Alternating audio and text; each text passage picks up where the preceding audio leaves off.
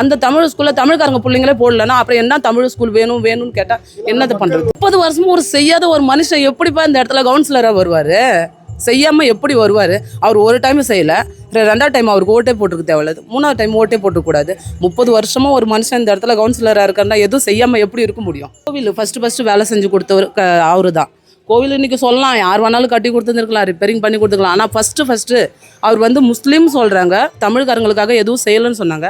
ஆனால் ஃபஸ்ட்டு இந்த கோவிலில் வேலை செஞ்சு கொடுத்தவர் அவர் தான். அதுக்கப்புறம் தமிழ் ஸ்கூல் சொல்ல போனால் 5வது வரைக்கும் தான் இங்கே இருந்துச்சு. இடம் பற்றாக்குறை, பசங்களுக்கு சரியான வாஷ்ரூம் கிடையாது, எதுவும் கிடையாது. இன்றைக்கி வந்து அந்த ஸ்கூலை பெருசாக்கி 8வது வரைக்குமே அங்கே மார்க்கெட்டில் செஞ்சு கொடுத்துக்கிறாரு. அது வந்து தப்புன்னு சொல்கிறாங்க. எங்கள் தமிழ் ஸ்கூல் எங்கள் இடத்துல தான் இருக்கணும். எப்படி எங்கள் இடத்துல இருக்க முடியும்? 5வது வரைக்கும் ஒரு பிள்ளைங்களுக்கு என்ன படிப்பு கிடைக்குது?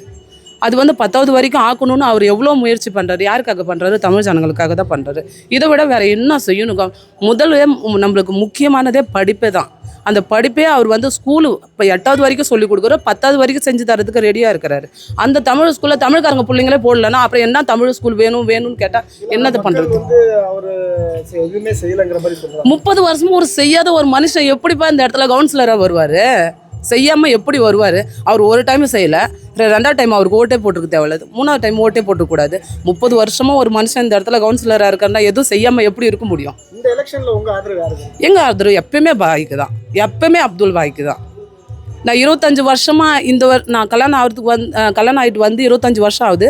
அதுக்கு முன்னாடி 1995லேருந்து அவர் இங்கே நகர் சேவக்காக இருக்கிறார். நான் இன்ன வரைக்குமே அவருக்கு தான் ஓட்டு போட்டிருக்கேன்.